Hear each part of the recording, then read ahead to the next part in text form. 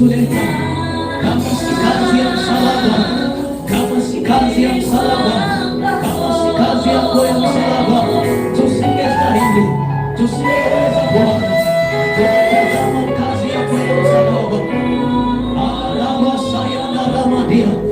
Asante, asante Yesu, asante, asante Yesu, asante, asante Yesu, asante, asante Yesu, asante, asante Yesu, asante, asante Yesu, asante Yesu, asante Yesu, asante Yesu, asante kwa hiyo damu ya thamani ambayo imetupa kibali tena. Asante Yesu kwa hiyo damu ya thamani ambayo imetupa na nguvu zako zinapita kama umeme, na nguvu zako zinapita kama umeme. Asante kwa hiyo damu Yesu.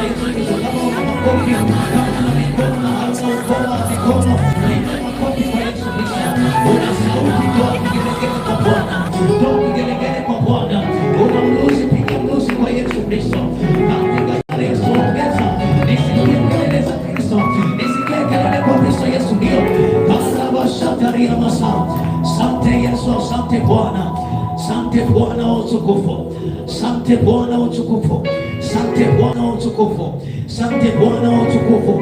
Upo mahali hapa nasi tumekualika na nguvu zako, kama ulivyosema, mtakeni Bwana na nguvu zako, mtakeni Bwana na nguvu zake. Bwana, tumekualika na nguvu zako zote mahali hapa usiku wa leo. Tunachoamini ya Bwana, walipo wawili watatu, Bwana upo katikati yetu, upo katikati yao. Ni hakika ya kwamba Bwana upo pamoja na sisi, na katika jina la Yesu, kwa sababu upo pamoja na sisi Bwana, tuta experience uwepo wako, tuta experience baraka zako.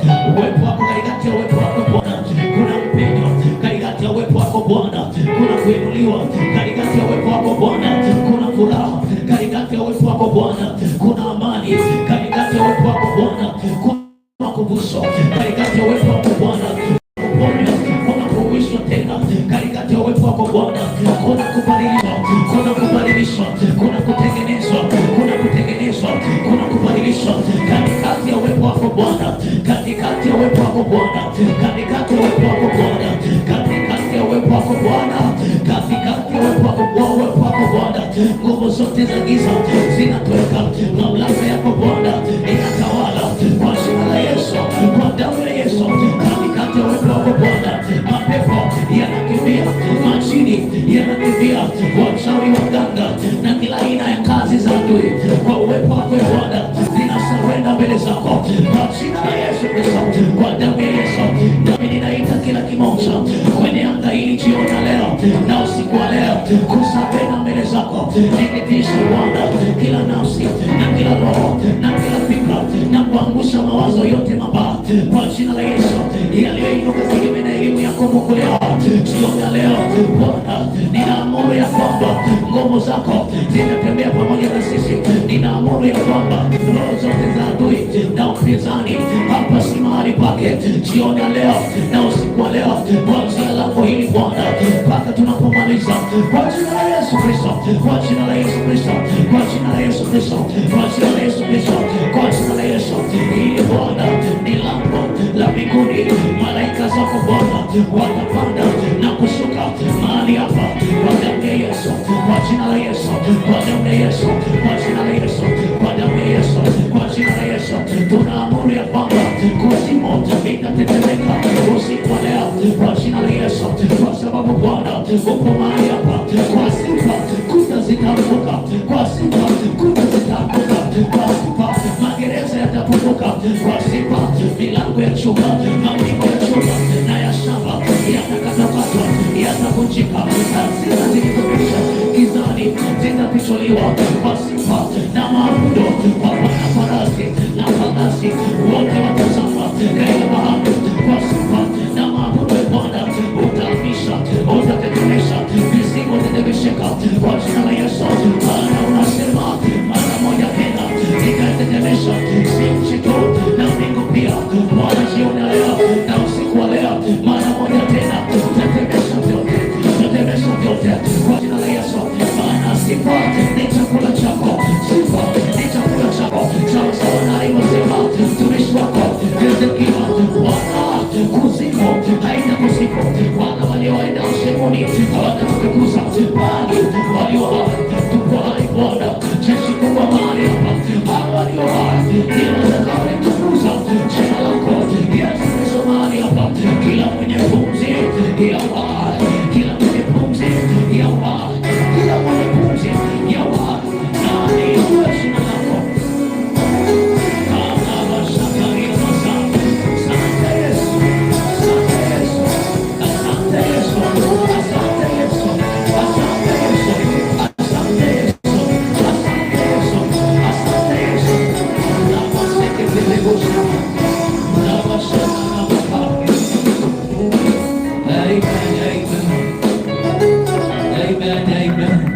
Hallelujah. Hallelujah. Hallelujah. Hallelujah. Hallelujah. Amen. Amen. Amen. Unaweza tukuketi sasa kwenye kiti chako. Amen.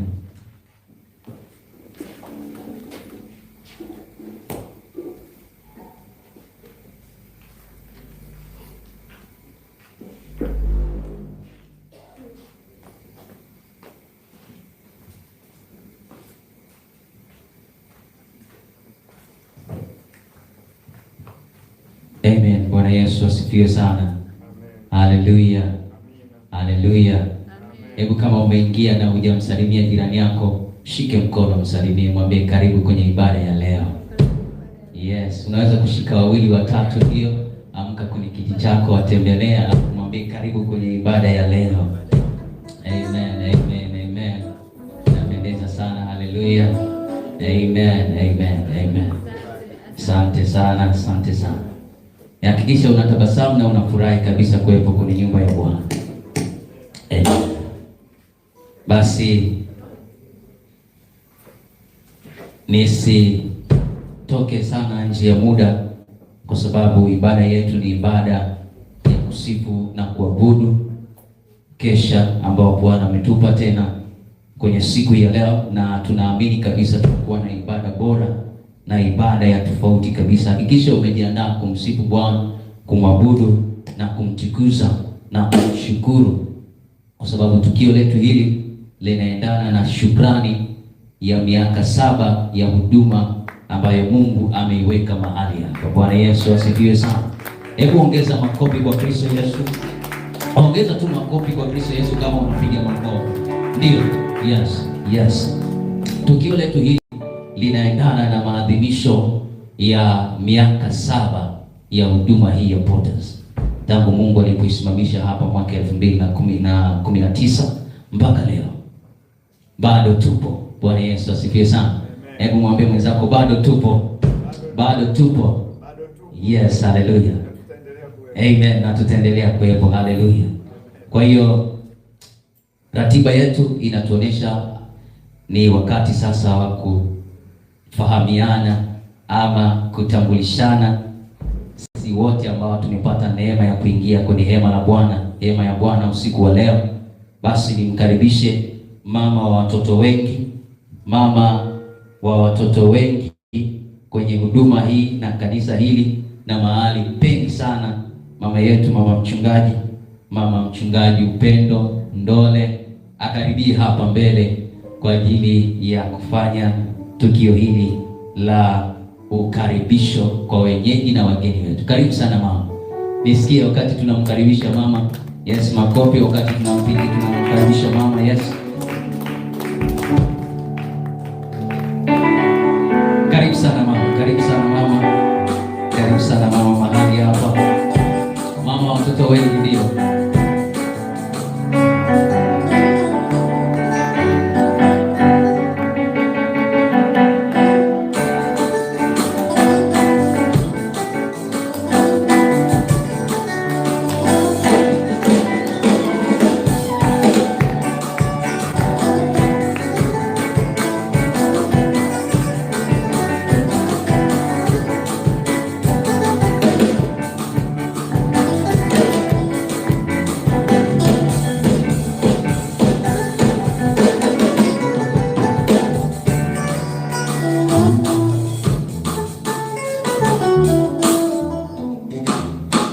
Bwana Yesu asifiwe sana. Wengi bado wako njiani, lakini tulioko inabidi tuendelee na ratiba. Mimi kazi yangu ni ndogo tu, sio kubwa sana, kuwakaribisha wageni wote na wenyeji ambao tuko mahali hapa. Kwanza nipende kumshukuru Mungu kwa ajili ya siku ya leo ambapo tunafanya kumbukizi ya kuanza kwa huduma hii ambapo tutahitimisha Jumapili siku ya tarehe 7. Lakini leo ni mmoja kati ya siku ambazo tulipenda tufanye kitu hiki kwa ajili ya utukufu wa Mungu. Kwa hiyo niseme namshukuru Mungu kwa ajili ya siku ya leo, lakini nimshukuru Mungu kwa ajili ya wewe ambaye umefika mahali hapa sasa hivi. Na nikushukuru wewe ambaye umechukua uamuzi wa kuamua kufika mahali hapa. Yesu asifiwe sana. Jipigieni basi makofi. Alafu mmewahi sasa, ndio mnakamata wingu na kuwaombea wale ambao wako njiani. Haleluya. Amen. Tuko hapa kwa ajili ya kumsifu Mungu na kumwabudu Mungu. Biblia inasema kule mbinguni wako wazee 24, yaani wanasifu na yaani ni kusifu na kuabudu na kusujudu mbele za Mungu. Na sisi tumechagua fungu hilo siku ya leo. Haleluya. Kwa hiyo tunaanzia hapa alafu na baadaye kule mbinguni. Haleluya. Amen. Basi niwakaribishe sana. Tujisikie tuko nyumbani. Ukiwepo katika kanisa ama mahali Mungu anaabudiwa, wewe si mgeni. Wewe ni mwenyeji. Kwa hiyo tunaungana pamoja kuendelea kumtumikia Mungu. Haleluya. Mungu awabariki sana. Amen. Hebu ongeza makofi tena kwa Kristo Yesu piga mama. Haleluya. Yes. Ukiwepo kwenye nyumba ya Bwana na mahali ambapo Mungu anaabudiwa, wewe si mgeni. Amen. Wewe sio mgeni. Wewe sio mgeni. Basi wakati huu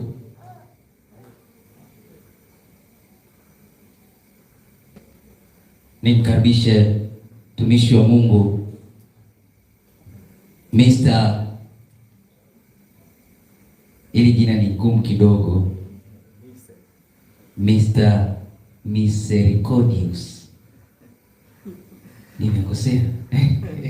Ni gumu kidogo. Nimkaribishe Mr. Mise kwa ajili ya kutuongoza kwa njia ya saxophone. Wangapi wanajua saxophone? Na wangapi wameshaiona saxophone? Na wangapi wanaipenda saxophone? Bwana Yesu asifiwe. Bwana Yesu asifiwe. Hasa kwenye ibada hii Mungu ametupa neema ya kuwa na mtumishi wa Mungu ambaye atatuongoza hapo kupitia saxophone. Tutamsifu Mungu, tutamwabudu pia kwa njia hii ya saxophone. Kwa hiyo ninatamani uinuke hapo ulipo na nimkaribishe mtumishi wa Mungu kwa ajili ya jambo hilo.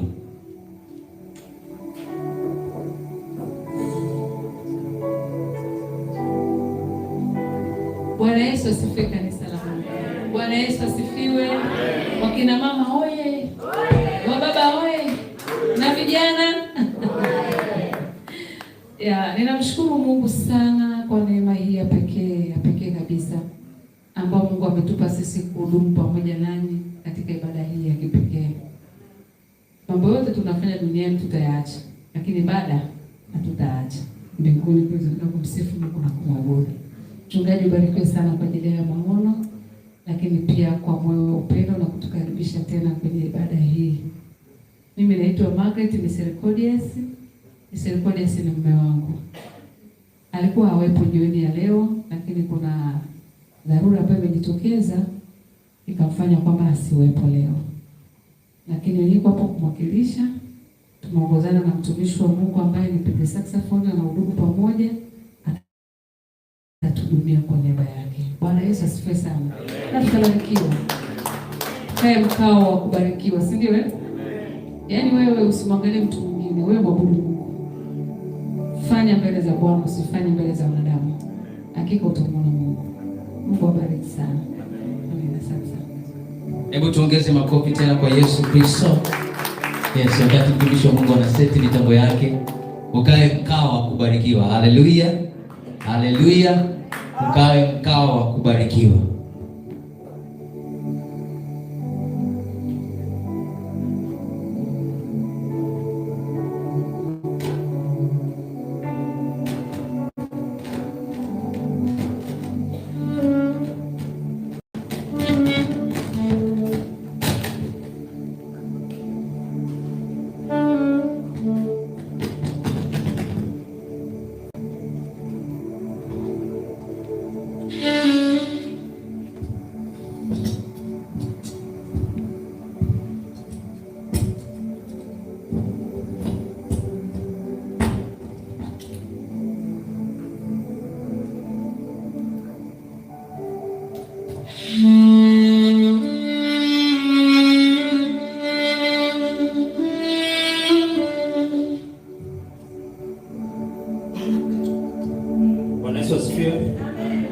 Unaweza ukawa huru kumwabudu Mungu kwa sauti yako, kwa maneno. Biblia inasema kila mwenye pumzi na msifu Bwana.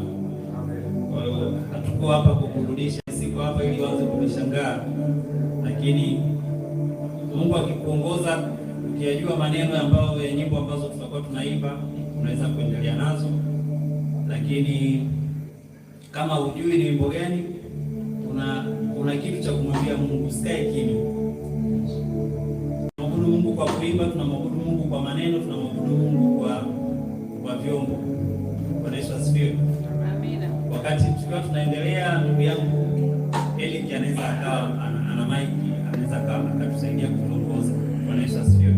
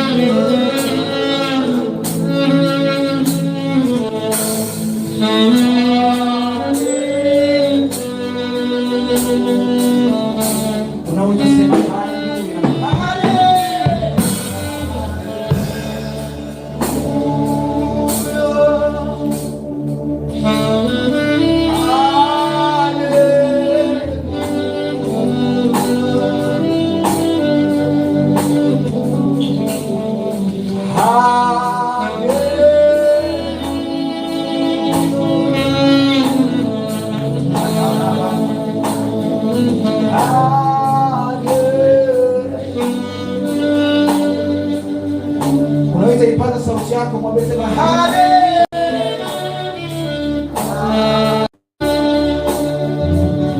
Sauti ya pole zaidi ya hapo.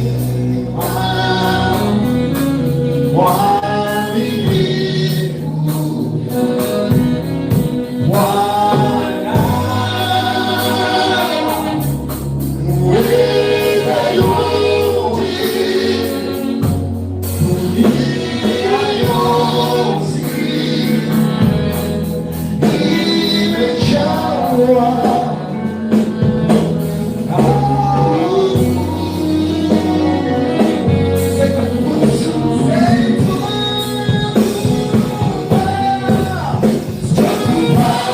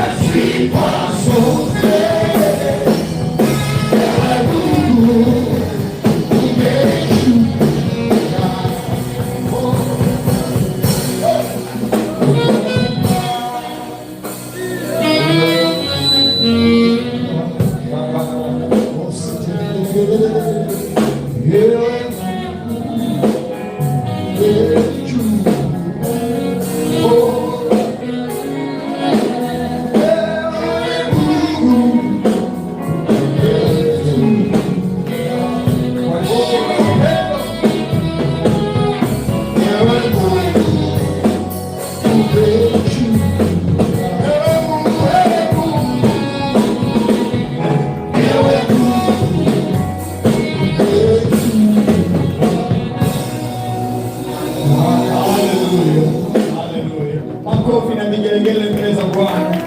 Makofi na vigelegele mbele za Bwana. Haleluya. Yes. Basi unaweza ukakaa pale ulipo. Unaweza ukakaa pale ulipo. Asanteni sana waimbaji, Mungu awabariki. Na huu ni wakati mzuri sana wa kwenda kusikiliza sauti kidogo. Kwenda kusikiliza neno la Mungu. Neno la Mungu litatuchochea zaidi, kwa sababu hii imekuwa ni miaka 7 ya kulindwa na Bwana, miaka 7 ya kuongozwa na Bwana, miaka 7 ya kutunzwa na Bwana, miaka 7 ya kutiwa nguvu na Bwana, miaka 7 ya kutembea kwa utakatifu na Bwana, miaka 7 ya kuimarishwa na Bwana. Ni miaka 7 iliyoshiba ukamilifu mbele za Mungu aliye hai. Haleluya kwa mwana kondoo. Mwambie jirani yako ni miaka 7 ya ushindi. Amen. Basi ninayo heshima kubwa kumkaribisha dada yangu na mtumishi wa Mungu Mrs. Recodius. Karibu sana. Mungu akubariki sana. Amen. Haleluya. Haleluya. Bwana Yesu asifiwe sana. Mungu apewe sifa sana. Kipekee ninamshukuru Mungu tena kwa kupata neema hii na heshima hii ya kusimama mbele yenu kwa ajili ya kutafakari neno la Mungu pamoja. Bwana Yesu asifiwe. Hongereni sana kwa siku kuu hii ya leo ya kukumbuka toka ibada hii, toka kanisa limeanza, toka huduma imeanza. Sasa ni miaka 7. Haleluya. Tunafahamu namba 7 ni namba ya ukamilifu. Namba 7 ni namba ya ukamilifu. Na ninamshukuru Mungu jinsi ambavyo amewafanyia makuu. Nilikuwa nikiwasiliana na mchungaji kaka yangu toka naanza huduma. Na ile siku nimekuja hapa nikashangaa kazi kubwa ambayo umeifanya hapa. Hongereni jamani, mshikeni mikono na kumpongeza kila mmoja ambaye kwa kweli amekuwa sehemu katika huduma hii. Mungu awabariki sana sana sana. Mtumishi wa Mungu, Mungu akubariki sana. Na hongera kwa kazi ya Mungu. Kazi ya Mungu ni njema kwa kila ambaye anajitoa katika kumtumikia Mungu. Mungu anasimama pamoja na yeye. Itakuwa kazi kwamba hii Mungu amenipa, ukaacha ibaki kuwa ya Mungu, lazima Mungu ajitukuze. Na Mungu akijitukuza, wewe utamuona na wengine pia watamuona. Haleluya. Mimi nikija hapa naona utukufu wa Mungu. Haleluya. Mungu ni mwema sana sana sana. Jioni ya leo tutakwenda kutafakari pamoja neno la Mungu kutoka kitabu kile cha Yeremia mlango ule wa 18 mstari wa kwanza hadi ule wa 6. Bwana Yesu asifiwe sana. Yeremia mlango wa 18 mstari wa kwanza hadi ule wa 6. Nitawatangulia kusoma katika jina la Bwana. Neno hili ndilo lilomjia Yeremia kutoka kwa Bwana kusema, ondoka ukashuke mpaka nyumba ya mfinyanzi, na huko nitakusikizisha maneno yangu. Basi nikashuka mpaka nyumba ya mfinyanzi, na tazama, alikuwa akifanya kazi yake kwa magurudumu, na chombo kile alichokuwa akikifinyanga kilipoharibika mkononi mwake, yule mfinyanzi alikifanyiza tena kuwa chombo kingine, kama alivyoona vema yule mfinyanzi ukifanya. Ndipo neno la Bwana likanijia kusema, nyumba ya Israeli, je, siwezi mimi kuwatendea ninyi vile vile kama mfinyanzi? alivyotenda? Asema Bwana, angalieni kama udongo ulivyo katika mkono wa mfinyanzi, ndivyo mlivyo ninyi mkono wangu, nyumba ya Israeli. Tuombe. Baba Mungu wetu, katika jina la Yesu, Mungu aliye hai, Mungu aliyetukuka, unayetupenda upeo, unajishughulisha na mambo yetu, tunakutukuza mahali hapa usiku wa leo. Ni usiku ambao Bwana, watoto wako, watumishi wako wamejitoa kukaa mbele zako, kukusifu, kukuabudu, kukutukuza, kukushukuru kwa mema mengi ambayo Mungu umewatendea tangu huduma imeanza hadi leo. Asante kwa neno lako ambalo Mungu umeliachilia jioni ya leo na tutakwenda kulitafakari. Roho Mtakatifu uliye mwalimu na kiongozi, uliye mwalimu ukatufundishe, ukatufunulie kile ambacho kiko ndani ya neno hili Bwana. Kila mmoja Mungu akapate kwa sehemu yako. Ninajiweka wakfu wako Bwana kwa damu ya Yesu. Najiweka wakfu wako Bwana kwa jina la Yesu. Najiweka wakfu wako Baba kwa neema ya Mungu. Unitumie tena usiku wa leo Bwana. Takasa kinywa changu upate kukitumia. Takasa ulimi wangu upate kuutumia Bwana. Takasa sauti yangu upate kutumia Bwana. Sema na roho za watoto wako na watumishi wako wako mahali hapa Bwana.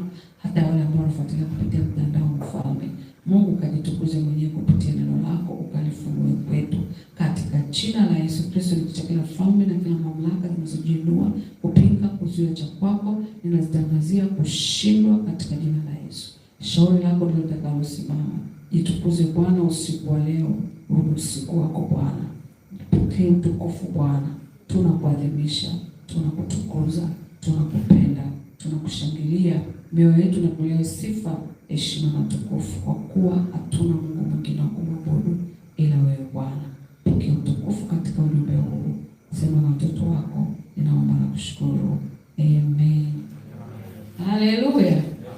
Bwana Yesu asifiwe sana. Kutokana na neno hili nimepata kichwa cha somo kinachosema kuwa chombo kingine, bali kuwa chombo kingine. Mkubali Yesu akufinyange. Bwana Yesu asifiwe sana. Huyu mtumishi wa Mungu Yeremia anasema neno la Mungu lilimjia. Inawezekana alikuwa amekaa chumbani kwake, inawezekana alikuwa amekaa mahali kwenye kivuli, inawezekana alikuwa shambani, kuna mahali alikuwepo wakati neno la Bwana lilimjia. Hapo alipokuwa akaambiwa aondoke. Haleluya, watu wa Mungu. Aondoke, ashuke mpaka nyumba ya mfinyanzi. Aondoke alipokuwa, aache alichokuwa anakifanya, aondoke aende mpaka kwenye nyumba ya mfinyanzi. Alafu akishafika huko ndiko Mungu atakapomsikizisha nini cha kusema. Bwana Yesu asifiwe sana. Au nini cha kufanya. Kwa hiyo yule mtumishi wa Mungu alikuwa mtii, kwa sababu alisikia ni sauti ya Mungu inasema na yeye, akatii, akaondoka. Bwana Yesu asifiwe. Sijui umekaa wapi jioni ya leo na Mungu anataka uondoke hapo ulipo. Neno la Mungu linapokuja, linakuja kwa sababu, linakuja na makusudi. Huyu mtumishi wa Mungu aliambiwa aondoke, akaelekezwa wapi aende. Akaambiwa ashuke mpaka kwenye nyumba ya mfinyanzi. Akamwambia huko ukishafika ndipo nitakapokusikizisha maneno yangu. Alipofika kwenye nyumba ya mfinyanzi, maana basi alishuka mpaka nyumba ya mfinyanzi. Na tazama, alikuwa akifanya kazi yake kwa magurudumu. Huyo mfinyanzi alikuwa anafinyanga. Bwana Yesu asifiwe. Yeye yuko katika kazi yake ya kawaida, lakini akajikuta amepata mgeni ambaye mgeni hajui amekuja kwa agenda gani. Lakini aliendelea kufanya kazi yake ya mfinyanzi. Mgeni alipomfikia hakuacha kufanya kile alichokuwa anakifanya. Kumbuka huyu alipoondoka, kama alikuwa na kitu anakifanya, alikiacha, akafuata maagizo ya Mungu kuelekezwa aende. Alipofika akakuta mfinyanzi anaendelea na kazi yake ya kufinyanga. Mungu huyu alikuwa anaendelea na kazi ambayo Mungu alimpa kuifanya. Sasa alipofika pale, alimkuta mfinyanzi anaendelea kufinyanga alichokuwa anakifinyanga. Sasa alikuwa anafinyanga kwa magurudumu.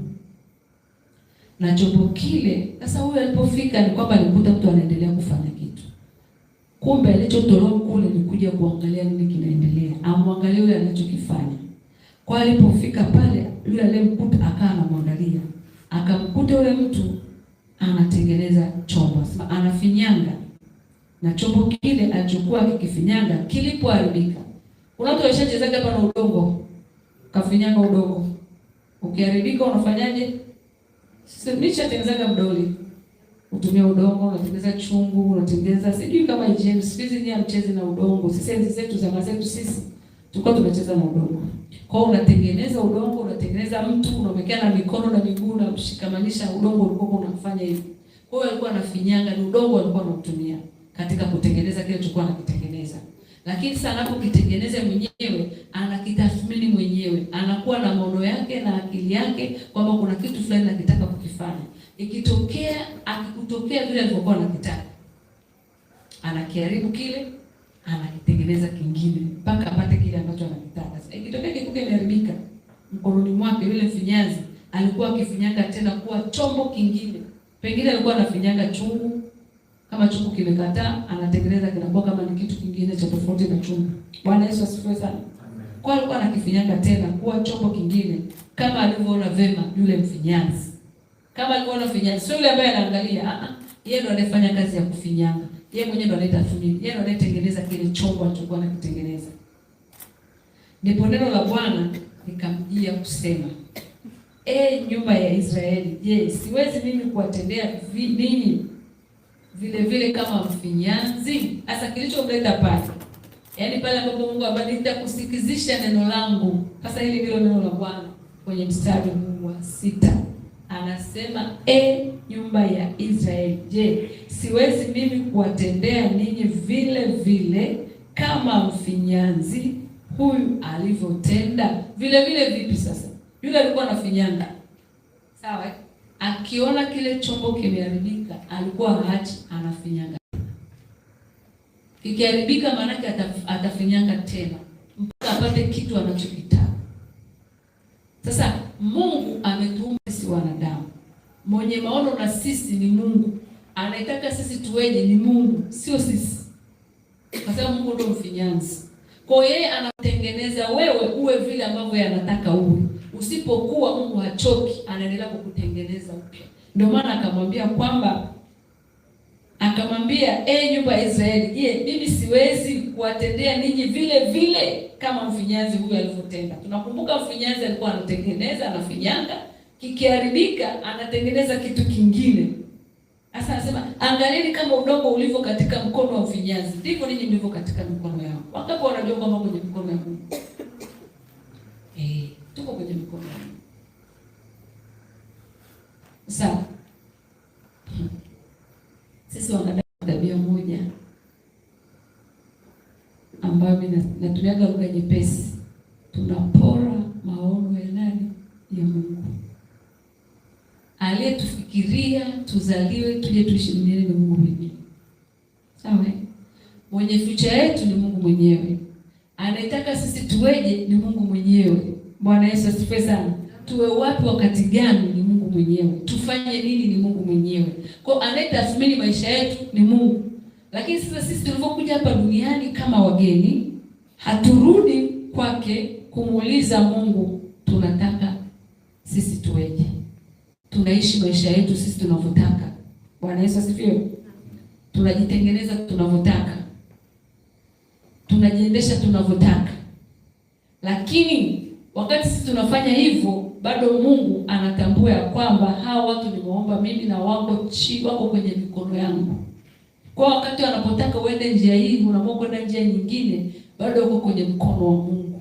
Hatuwezi kukimbia mkono wa Mungu. Haleluya. Tunakumbuka kilichomkuta Yona. Aliambiwaje? Alipoenda wapi? Akaenda wapi? Alafu alomkuta ndio mimi na wewe leo. Hauwezi ukaukimbia uso wa Mungu. Hauwezi ukaponyoka kwenye mkono wa Mungu. Wewe ishi unavyoishi, lakini bado uko kwenye mkono wa Mungu. Ukiharibika, maana yake ana uwezo wa kukutengeneza uwe kile ambacho anataka uwe.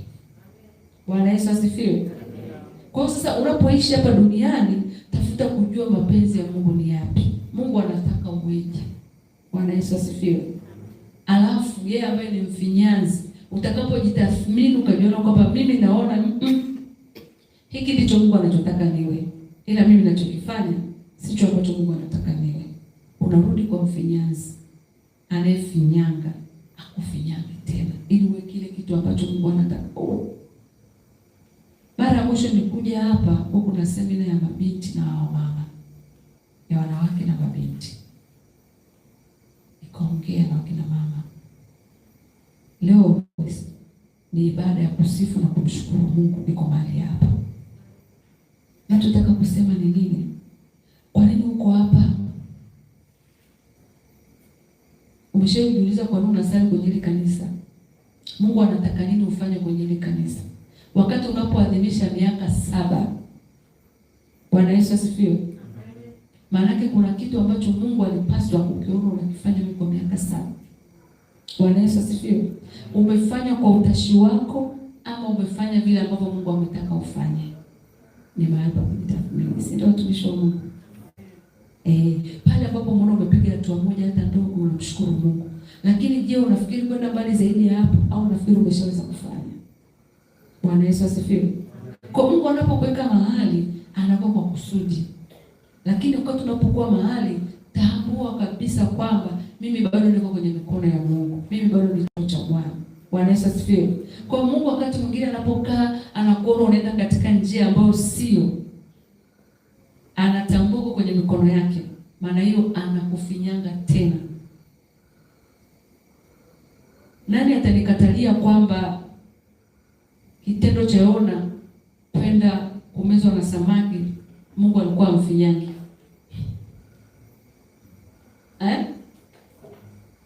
Alikuwa anamfinyanga ama alikuwa amfinyangi? Sasa alimfinyanga tena.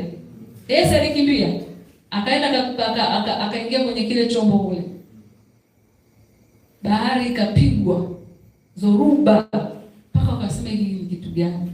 Yeye kalala chini kajificha. Hivi unaweza kujificha kwenye uso wa Mungu? Akajificha huko isionekane. Lakini baadaye alishindwa kujificha. Alibidi ajidirishe kwamba jamani, ili sio mnaloliona mhusika ni mimi. Sijajua kwenye maisha yako uliishi umesababisha kwa kiasi gani kwa kukimbia kile ambacho Mungu anataka uwe. Akaenda kakaa kwenye tumbo la samaki kwa siku 3. Chombo kule kulikuwa na finyango mbele. Kule alikuwa anatengenezwa. Akafanya kile ambacho anapaswa kufanya. Sasa usipofanya kazi ya Mungu kwa hiari,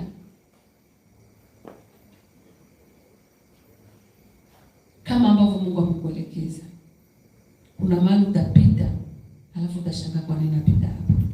Sio lazima ukaingia kwenye bahari kule ukamizwe na samaki kama leo unamizwa na samaki. Lakini kuna maisha ambayo utayapitia, utaona maisha yasiyo ya kawaida. Kuna kitu ambacho Mungu anakutaka uwe bado hujawa. Kwa Mungu anakufinyanga. Akiwa kwenye tumbo la samaki Yona aliomba toba. Sema maandiko. Aliomba toba makuomba. Kilichofanya akimbie huko nini? Na kilichofanya aje akatubu ni nini? Bwana Yesu asifiwe sana. Bwana Yesu asifiwe. Kwa hiyo uwezo ukakimbia kile ambacho Mungu amekupa kukifanya. Maana hata kukimbia, huyu Mungu ni Muumba wa mbingu na nchi. Atakufuata kule. Kuna watu wana tabia. Kila mtu ana tabia yake. Nyingine hata ni aibu kuzisema mbele za watu. Kuna mienendo ambayo tunaenenda ambayo hata ni aibu kuisema mbele za watu. Bado Mungu hajatukatia tamaa. Ana uwezo kutufinya. Wewe unajijua nini ambacho Biblia inasema kwenye Waebrania, inasema ile dhambi ikuzingayo sana. Kila mtu anajua dhambi ambayo inamzinga sana. Iliyo chombo kitakatifu cha Bwana kutumike na manake. Sasa ukishafahamu kwamba Mungu amekuumba na kwamba uko mikononi kwa Mungu, unarudi kwake akufinyange tena. Haleluya. Kwa sababu ana uwezo wa nini? Kufinyanga.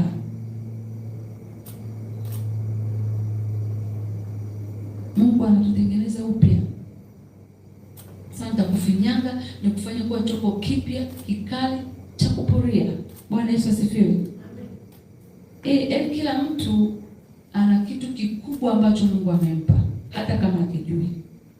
Lakini kuna kitu kikubwa cha thamani ambacho Mungu amekupa, hata kama hujui. Tunafahamu habari za Gideoni. Alipoambiwa ondoka wewe shujaa, alikubali kama ni shujaa? Hakukubali. Na hapa wako watu ambao ni mashujaa lakini wakubali. Wana uwezo kufanya vitu vikubwa lakini wanajiona duni. Wanajiona kuweza kufanya vitu vikubwa. Hii anaweza fulani, hii anaweza fulani, hii anajiondoa.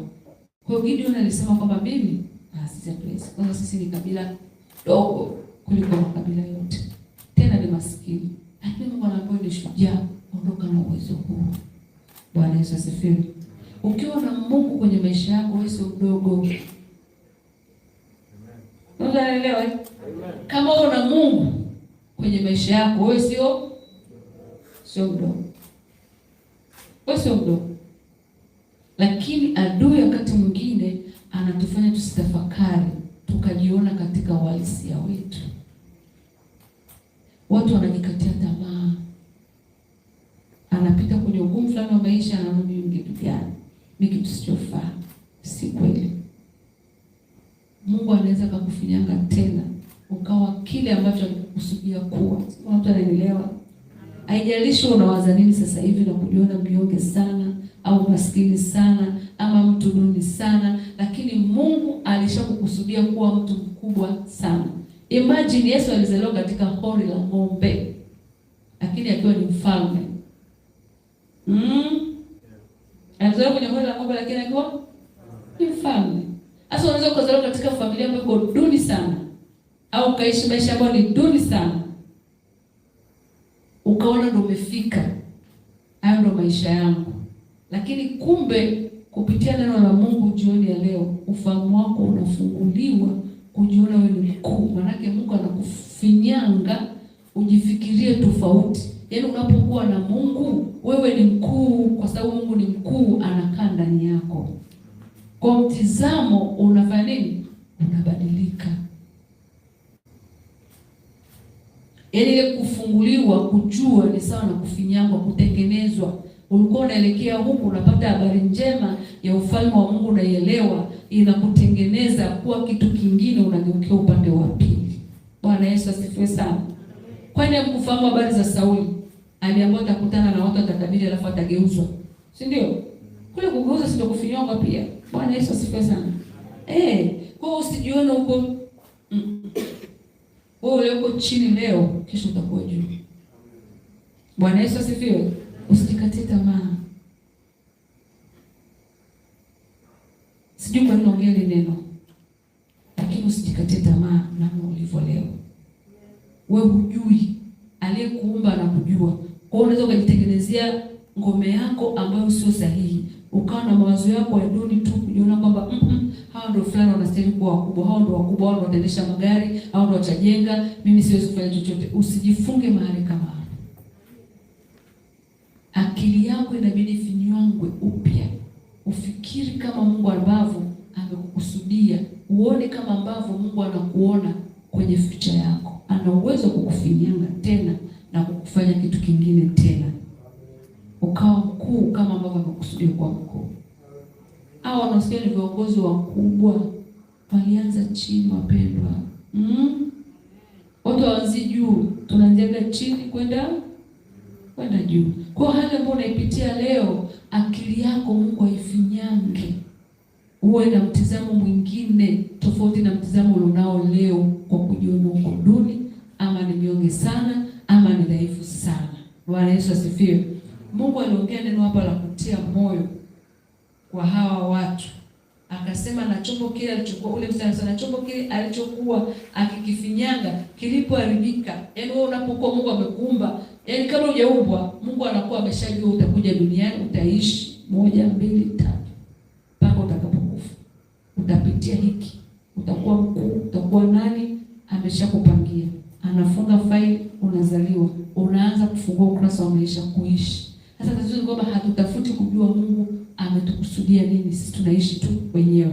Sasa hapo anasema kwamba na chombo kile alichokuwa akikifinyanga kilipoharibika, Mungu anapokuangalia sasa alivyokuumba wewe, mambo aliyokuwekea kwenye maisha yako yalipoharibika, Mungu ana uwezo wa kukufinyanga na kukurudisha katika njia ile ambayo alikukusudia uwe. Si unafahamu hivyo? Ana uwezo huo. Kwa sababu gani? Ninyi mko mikononi mwake, sisi tuko mikononi mwa Mungu. Ana uwezo wa kututengeneza upya. Sasa kinachotakiwa hapo ni nini? Amemuuliza huyu kwa niaba ya wana wa Israeli na kwa niaba yetu. Anambia, enyi nyumba ya Israeli, je, siwezi mimi kuwatendea ninyi vile vile kama mfinyanzi huyu alivyotenda? Yaani wewe ufikiri, je, Mungu anaweza akanitoa hapa nilipo? Mungu ana uwezo wa kunibadilishia mazingira yangu haya, hali yangu inayopitia. Mungu ana uwezo huo. Nimeitwa maskini, lakini Mungu anaweza kubadilisha jina langu nikaitwa tajiri. Kama mnaelewa hapa. Ukawa na hali nyingine ya kutoka kutokuwa nacho na kuwa nacho. Bwana Yesu asifiwe. Bwana Yesu asifiwe. Akamwambia, je, haiwezekani hivyo mfinyanzi yule alivyotenda? Asema Bwana, angalieni kama udongo ulivyo katika mkono wa mfinyanzi, ndivyo mlivyo ninyi katika mkono wangu, nyumba ya Israeli. Tuko katika mikono ya Mungu. Anatutengeneza yeye Mungu anavyotaka. Kwa miaka 7 ambao mnamwadhimisha Mungu toka kanisa hili maombo limetengenezwa au huduma hii imeanza, ninaamini kuna mambo makubwa ambayo umeyapata kutoka katika huduma hii. Ninaamini katika ulimwengu wa roho kwenye maisha yako mambo ambayo umeyapata, lakini katika hayo machache ambayo umeyapata ni hatua tu ya kufikia makubwa zaidi ambayo yako mbele yako. Bwana Yesu asifiwe sana. Hii maana yake ni nini? Tusichoke kumtafuta Mungu, tusichoke kumlingana Mungu. Bwana Yesu asifiwe. Tusichoke kumtafuta Mungu, tusichoke kumlingana Mungu katika makubwa zaidi. Na leo ni ibada ya kumshukuru Mungu. Mara nyingi mimi nimekuwa nikisema kwamba mtu anakuwa na maono yake. Niko hapa, lengo langu ni kufika pale nyuma, napambana hapa nifike pale, lakini natoka hatua moja nafika hapa, nashindwa kufurahi, nashindwa kushangilia kwa sababu sijafika pale napotaka kwenda. Hiyo sio sahihi. Bwana Yesu asifiwe. Kama Mungu amekutoa hatua moja akakufikisha hatua nyingine, unatakiwa umshukuru Mungu kwa sababu amekuwezesha kufika ulipo. Sasa mlitoka toka siku ya kwanza, mkaja siku ya pili, mkaja wiki, mwezi, mwaka wa kwanza, mwaka wa 7. Maana yake kuna mahali mmesogea. Ndio maana hii ibada lazima kumshukuru Mungu hata kama mnajafika kule, lakini hatua ambayo Mungu ameshatoka kutoka hapa kwenda mahali ambapo mnatakiwa kwenda, lazima muone kumshukuru Mungu. Mimi nimempongeza mtumishi wa Mungu kwa na kanisa kubwa kama ile miaka 7. Kwa idadi yenu, si Mungu anatenda mambo makubwa sana. Tumshangilie Mungu basi kwa kazi ambayo umefanya, kazi kubwa sana. Ni Mungu anayetufanikisha kutoka hatua moja kwenda nyingine. Kuna mtu anasema nataka kuwa dokta, lakini wakati anaanza kuanza certificate. Ukimaliza certificate unapaswa kumshukuru Mungu. Ukajitahidi tena masomo, diploma ukamaliza, ukapata diploma yako. Mshukuru Mungu kwa Mungu, nakushukuru sana na diploma. Usijione kama hujafanya kitu. Pende kwa usijione kama hujafanya, kwa sababu tunataka kuwa na PhD, kwa hiyo basi una diploma bado hujafanya kitu. Hapana, huwezi kupata PhD kama hujaanzia huko ambako umeamua kuanzia. Ukapata degree yako ya kwanza. Unaambia Mungu asante, umenisaidia. Kwa kila hatua ambayo unafika unaifanya kwenye maisha yako ni hatua ya kumshukuru Mungu. Mungu anapenda mtu ambaye ana appreciate. Yaani Mungu akikufanyia kitu, wewe tambua kwamba Mungu amefanya, alafu mshukuru Mungu.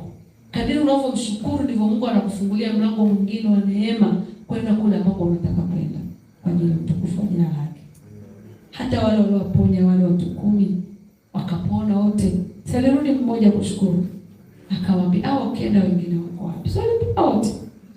Nini maana yake? Mungu anapenda ibada kama hii, kukumbuka matendo makubwa ya Mungu na kumshukuru. Mtaniambia baada ya ile tendo la ibada hii ya shukrani, Mungu atafanya mambo makubwa sana. Atafanya mambo makubwa sana. Na uwezo wa Mungu ni mkubwa.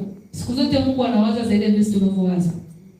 Sisi tunawaza katika uchache na tuna limitation ya kufikiri, yani kuna mipaka, lakini Mungu anawaza katika makubwa kuliko sisi wanadamu tunavyowaza. Mungu atawapeleka mbali zaidi ya hapa, kwa sababu mmejua kumshukuru Mungu kwamba Baba, tunasema asante, hata hapa tulipofika ni kwa neema yako. Ni wewe umefanya Bwana. Asante Mungu wetu. Tunakuabudu, tunakutukuza, tunakushangilia kwa sababu Mungu wewe umetuwezesha. Kwa hiyo lazima kushukuru Mungu kwa kila hatua ambayo Mungu amekusaidia kufika. Lakini ukitambua kwamba uko mikononi mwake. Si ndio? Na kukubali kwamba Mungu akufinyake kila siku. Na kutambua kwamba Mungu amekuumba kwa maono yake. Ana mapenzi yake na makusudi kwenye maisha yako. Ana yake ambayo anataka uyafanye. Uwe na sikio la kumsikiliza Mungu na kumsikia na kutii kile ambacho umeambiwa kufanya. Bwana Yesu asifiwe. Yaani lazima kuwa Mkristo, lazima una sikio la kumsikia Mungu. Kwa mfano, sote tumekaa kwenye familia, tumelelewa na wazazi, kama ni baba na mama ama ni mzazi mmoja, lakini upo chini ya uangalizi ya mzazi ama mlezi. Kazi kubwa tunaifanya kule ndani ni nini kama sio kusikiliza? Yule mlezi anayefanya kazi ya kutuongoza, fanya hivi, usifanye hivi, si ndio? Fanya hivi, usifanye hivi. Anatuelekeza njia. Anatuelekeza nini tufanye, nini tusifanye. Na anataka tumtii. Ndivyo alivyo Mungu wetu. Ndio ile tuleta hapa duniani. Sisi tuna kazi ya kumsikiliza Mungu, anatuongoza nini tufanye. Anatuambia nini tufanye. Alafu tunatii, tunafanya kile ambacho Mungu ametuambia. Ndipo tutakapoona baraka za Mungu kwenye maisha yetu. Hakuna mtu ambaye yuko hata mmoja hapa yuko hapa duniani kwa bahati mbaya kwamba hana agizo la Bwana. Ni kwamba hajasikia tu maagizo aliyopewa au hajaelewa kile kilichoagizwa. Sasa ni vizuri ukarudi miguuni pake, akafinyanga sikio lako, ukaweza kusikiliza na kusikia. Bwana Yesu asifiwe. Na kupokea. Umeona mchungaji ameanzisha huduma kama hivi, ni kwamba alikuwa anasikia. Mtu anaelewa. Alikuwa na nini? Sikio la kusikiliza. Na kuelewa ni Mungu anasema na mimi. Na kuchukua hatua. Wakati anasikia, alikuwa anasikia peke yake, hata peke yake kusikia. Akashare maono. Katika yale ambayo Mungu ameongea sirini, sisi leo tuko hapa. Bwana Yesu asifiwe. Kwa sababu gani? Alisikia, akaelewa Mungu anasema akachukua hatua. Sasa kuna watu wengi mnasikia, unaweza kuwa umekaa hapa kanisani, Mungu anakusemesha kitu kwa ajili ya madhabahu, kwa ajili ya huduma hii. Sasa sijui akili zangu, sijui hata ufanye chochote. Lakini mara nyingi Mungu anapokusemesha ufanye kitu, Mungu ana lengo la kukubariki na kukuinua. Bwana Yesu asifiwe. Nishaenda kwenye kanisa moja. Nikaenda tu kama ni kanisa la nyumbani huko. Sasa mimi nimeshatoka niko Dar es Salaam, kwa nikaenda kule kusalimia, tunaenda kanisani. Sasa nilipofika pale nimekaa tu kama msharika, yaani kama mgeni tu. Mungu akaniambia, angalia madhabahu. Kaangalia, unaona nini? Nikaona nilichokiona. Kanambia ni kikapeti. Kwa kuna kapeti kamekatwa hapa hivi yani. Akafanya ile madhabahu. Kanambia nunua kapeti. Eka kapeti hapo. Kuna mtu ananisikiliza. Nikaingia nikalielewa.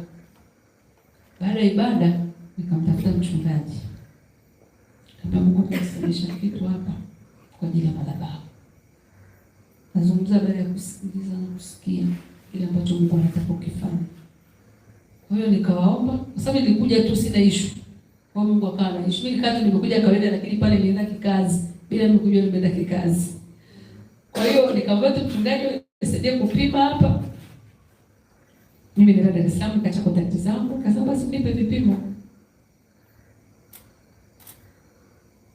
Mungu ana neema, namshukuru Mungu. Kazi aliyonipa nilifanikiwa kuifanya. Hata siku nyingine nikienda pale nikiona nasema Baba pokea utukufu. Hata kuchangisha watu wote. Mtu mmoja tu alinikusudia peke yangu. Lakini ile kanisa lilikuwa na watu wengi tu. Sijajua Mungu amekusemesha nini ufanye kitu kwa ajili ya nyumba ya Bwana. Kwa sababu Mungu anasemaga, huwa akabiki. Mahali alipo na pale alipo unahitaji anasema. Sasa kama unaona usikii Mungu anakusemesha chochote kufanya, basi masikio yako yatakuwa yana shida. Kama yana shida, muombe Mungu ayafinyange. Bwana Yesu asifiwe. Ili uweze kusikia kile ambacho Mungu anakuambia ukifanye. Maana bila kusikia huwezi kufanya. Si ndio? Kwa unasikia, unaelewa, alafu unachukua hatua. Ukisikia ukaelewa usipochukua hatua bado huwezi kufanya chochote. Bwana Yesu asifiwe sana. Unafanya kitu kwa ajili ya ufalme wa Mungu. Wengine wanaitwa kwa ajili ya kuomba tu. Hayo kuombea tu, kuombea madhabahu, kuombea ibada, kuombea watumishi wa Mungu. Huu ni wito. Sio lazima nao katika kapeti. Si ndio? Sio lazima nao ubiri. Huu nao ni nafasi kubwa tu. Kubwa. Kwa nini hamna habari yule mama anaitwa Hana? Alikaa ana miaka 80 ngapi alikuwa tu anaomba kwa ajili ya ujio wa Yesu mkombozi yake. Si tunasoma maandiko. Alikuwa anaomba tu. Ule ukoo wa jibu mdogo. Kwa hata Mungu amekupa kazi ya kuomba kwa ajili ya huduma hii, usiache kuomba. Kila mjitafuta jione ana wajibu gani katika kanisa hili. Uko hapa kwa ajili gani? Sio umekuja kwa sababu umekosa mahali pa kwenda, umekosa kitu cha kufanya, hii ni nyumba ya Mungu. Kwa lazima ujue nini unachotakiwa kufanya hapa. Tafuta kile kitu ambacho Mungu anataka ufanye. Ukimsikia Mungu nini anakuambia ufanye, ukifanya kwa baraka kwako utainuliwa. Bwana Yesu asifiwe sana. Anasema ule mfinyanzi alipoona chombo kimeharibika, alikifinyaga tena. Haya mhubiri ndio ufinyanzi wenyewe. Urudi tena kwenye mkono wa Mungu, wewe sio matope kama mkono matope katengenezwa. Unapopata neno la Mungu linakutengeneza, unakuwa unafikiri tofauti, unaona tofauti. Huo ndio ufinyanzi. Unaelewa unapopata neno, ufunuo nini ufanye? Maana yake umetoka kwenye kitu kingine ukaingia kwenye kitu kingine ukaweza kukifanya. Bwana Yesu asifiwe. Huko Mungu anakuwa amekutengeneza. Wengine ni waimbaji, wengine ni waombaji. Tuna karama mbalimbali, kila mtu ana kitu cha kufanya. Sikiliza. Kama usikii, nimesema kwamba Mungu akufanyaje? Afinyange masikio uweze kusikia, uone wajibu wako ni upi ili ufanye. Usikae tu kwamba una kitu cha kufanya. Usikae tu kanisani kwamba huna mchango wowote. Hapana. Uwe na kitu cha kufanya. Uweze kukosa kitu cha kufanya kwenye nyumba yako. Kuna mtu ananisikia? Kwenye kitu cha kufanya tuweze kukosa kitu cha kufanya. Wewe kama mbali mtu hapa, omba kwa ajili ya madhabahu, omba kwa ajili ya watumishi wa Mungu, ya Mungu ishuke hapa, watu waokolewe, watu waponye. Shara hata kama usiombe mchungaji, hata kama usiombe mchungaji, huo ni wajibu wako kwa Mungu. Bwana Yesu asifiwe. Vijana mpo? Vijana Bwana Mungu amesema nimeonekana ni vijana kwa sababu mimi mna nguvu. Vijana tunafahamu mna nguvu vijana mna nguvu. Alafu mna nguvu za mwilini na nguvu za roho. Na vijana ndio Mungu anawategemea sana katika kujenga ufalme wake. Bwana Yesu asifiwe. Kwa hiyo mimi katika ujana wako, nini unafanya kwa ajili ya Mungu?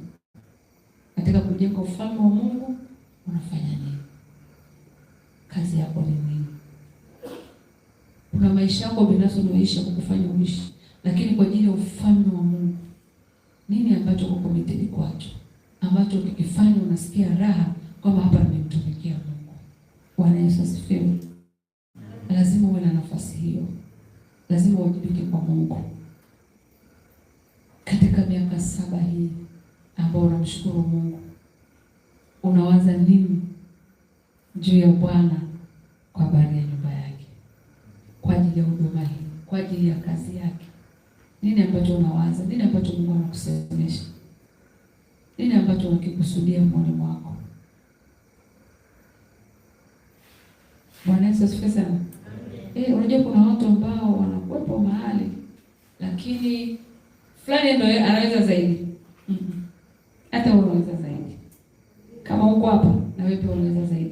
Ukitambua nafasi yako unaweza zaidi. Kama ni kuomba unaweza zaidi, kama ni kuimba unaweza zaidi. Chochote unachokifanya fanya kwa moyo. Fanya kama unafanya kwa Bwana. Au fanya kwa ajili ya mchungaji. Fanya kwa ajili unafanya nani? Na taabu yako unaipata kwa Mungu. Wewe ukifanya kama kwa Bwana, mchungaji atafaidika kwa sababu umefanya kwa Bwana. Yale matunda atayaona. Lakini ukifanya kama mtu, fanya kama mchungaji ni mwanadamu. Sasa ukifanya kama yeye, maana kuna siku kama mwanadamu ukaona kama hiki hakuniongelesha sawa sawa au kufanya sasa, utaacha kufanya kwa sababu unajua nini unafanya kwa mchungaji. Lakini kila mtu anawajibika kwa nani? Kwa Mungu. Mimi nawajibika kwa Mungu, unawajibika kwa Mungu. Kwa hata ukifanya hapa, usifanye ili mchungaji akuone. Usifanye ili mama mchungaji akuone. Usifanye sijui nani anione, sijui mzee wa kanisa, usifanye fanya Mungu akuone. Fanya kwa Bwana. Mtumikie Mungu. Amekupa uhai, amekupa nguvu, amekupa afya njema, amekupa akili timamu. Tumikie Mungu. Chochote unachokifanya, fanya kwa Bwana, si kwa mwanadamu. Na ukifanikiwa kufanya kwa Bwana, maana yake ni kwa wanadamu utakuwa umefanya. Haleluya. Haleluya. Kwa hiyo kwa Mungu utapata sifa, Mungu atakuheshimisha na wanadamu pia watakuheshimisha. Kwa sababu umefanya kwa Bwana. Usife moyo katika kumtumikia Mungu. Usife moyo katika kumtumikia Mungu. Usichoke, usizimie. Kila mtu ndani ya body praise team mnaimba. Huji kwa sababu fulani yupo. Upo kwa sababu umesikia wito ndani yako kumtumikia Mungu. Unasikia upendo? Upo kwa sababu Mungu amekuita upate kumtumikia. Ukilijua hivyo utafanya vile ambavyo Mungu amekuagiza.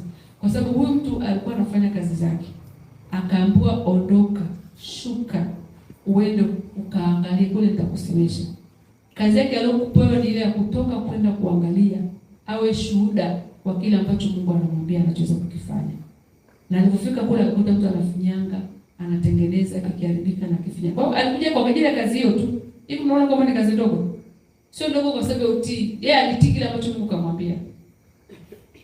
Sasa wewe usijidharau kwenye nafasi ndogo yote ambayo unajiona nafasi ndogo. Kwani mtu alifanya nini? Yeremia alifanya nini cha zaidi?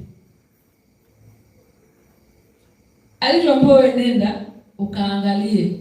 Sasa unaweza ukatumwa mahali ukaangalie, nenda kule chooni kaangalie. Sasa chooni nenda. Ukienda kule kuta na kuchafu unatakiwa kusafisha, unadeki, maisha yanaendelea. Kwa sasa kile kitu ambacho Mungu anakuelekeza fanya, usikichukulie kwamba ni kidogo. Baada ya Mungu amekwambia fanya. Yeye anafanya shughuli zake, akaambiwa acha, ondoka, nenda. Hakuwa na kazi nyingine wote wala hakuwa na la kuzungumza. Kuna mahali popote umemsikia amezungumza? Mlimsikia? Yeye ameenda kwa tushuhuda. Alichoenda kushuhudia ni kwamba huyu mtu anafinyanga anachokifinyanga. Lakini kikiharibika anakifinyanga upya. Message iko pale kwenye kufinyangwa upya. Ndicho anachotoka kwenda kukiona. Halafu akarudishwa sasa. Kama mnavyomwona huyu mtu anavyokoza kufinyanga udongo. Na ninyi si mko kwenye mikono yako kwamba mimi Mungu naweza nikawafinyanga upya. Pengine watu walikuwa wamekata matumaini, wamekata tamaa. Pengine kuna maisha ambayo wamepita, mtu anajiona mimi siwezi tena kuinuka. Lakini Mungu anakutia moyo kukwambia Bwana, hapo bado hujafika mwisho. Nina uwezo kukufinyanga tena ukawa kile ambacho unatakiwa kuwa. Bwana Yesu asifiwe sana. Niwakumbushe yule mwana mpotevu ambaye alitaka apate sehemu ya urithi wake. Akapewa. Akaenda akatapanya na makahaba. Akamaliza kwa kumaliza. Alipokaa kule ana support tena. Imagine mpaka anakula chakula na nguruwe. Unaweza ukafikiri alikuwa na hali gani? Sasa jamaa alikuwa aogi. Sasa maji anapata wapi? Kwa na maisha duni. Na sijui alikaa katika hiyo kwa kipindi gani, Biblia inatuambia. Lakini kuna siku alizingatia moyoni mwake. Hivi ni watumishi wangapi wanaokula na kusaza nyumbani kwa baba yake? Hiyo kutafakari ndio kufinyangwa kwake. Unamtanielewa hapa? Alipotafakari akachukua hatua ya kuondoka, akasema mimi nishachukua sehemu yangu. Kule sifai tena kuitwa mtoto wa ile familia. Maana mimi sina haki ya chochote. Akachukua hatua ya kurudi kwa baba yake ili amuombe rehema, akijiona fai. Bwana asifiwe. Lakini maandiko alituambiaje? Yule baba alimkimbilia, akaenda akamkumbatia, akambusu sana. Maana yake ni nini? Alikuwa anamfinyanga ile mawazo aliyokuwa nayo. Kuna mtu anaelewa? Yeye alienda kama mtumwa. ndio akili yake. Lakini babake alikwenda akamkumbatia, akambusu, akafanya na karamu, akamvisha na mavazi, alikuwa anamfinyanga, anamtengeneza tena arudi atoke kwenye utumwa awe mwana wa Mungu. Ndio mtu anaelewa hapa? Kwa akili yake ikafunguka tena, akarudi kumbe, bado mimi nina sehemu, bado mimi napendwa, bado mimi nathaminiwa. Ndivyo ambavyo na wewe ulivyo leo. Kama kuna namna ambavyo umejiona uko duni, ujumbe huu unakufinyanga, ujione ni mtu wa thamani machoni pa Bwana. Sasa kwa kuwa nilikupenda na ulikuwa ni wa thamani machoni pangu, Bwana Yesu alishajiona hafai. Sasa kuna maisha ambayo mtu unapita, alafu unajiona mimi sifai. Huyu ndio yuko zaidi, huyu ndio ana pesa, huyu ndio yuko vile, huyu ndio anaweza kaimba vizuri, mimi siwezi kuimba, maisha yangu mimi ndio haya. Yaani unajisarau tu. Mungu anaweza kukufinyanga tena ukatoka kitu cha maana. Mimi nakumbuka ushuhuda wetu sisi wenyewe na mume wangu wakati tunaoana na vijana ambao kwa kweli hatukuwa na chochote. Hatukuwa na chochote kabisa. Ni ushuhuda wa kweli kabisa. Wale watu wanaanzia chini hasa. Tuliishi kwenye nyumba kupanga, tena kati huko ni shilingi 7,000. Vyumba viwili kwa 14,000. Mwaka mzima tuliweza kulipa kodi. Kabisa. Bwana Yesu asifiwe. Hatuwezi kulipa kodi kwa sababu hatuna. Lakini wakati huo mimi nilikaa na upeo kujua kwamba mimi ni mtoto wa mfalme. Biblia na vile vile mali ya baba yangu. Na mimi nikadai urithi kwa baba kama yule mwana mpotevu. Mungu wewe ndo baba yetu. Tupe sehemu yetu. Tupe eneo letu. Siku leo Uchagani Machame tuna kijana huwa anapoa eneo lake. Atajenga nyumba ya matope, atajenga nyumba ya miti, anatakiwa kujenga nyumba, alafu ndo owe akiwa na mji wake.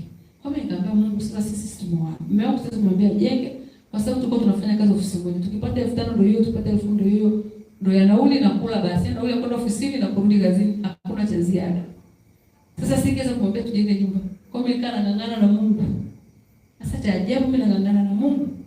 Mungu naye kuna namna anampa naye ufunuo ambao mimi sijamwambia yeye na Mungu wake pia. Ndicho kishangaa, mimi Mungu mimi sijifungulia hapa. Fikiri siwezi kulipa kodi.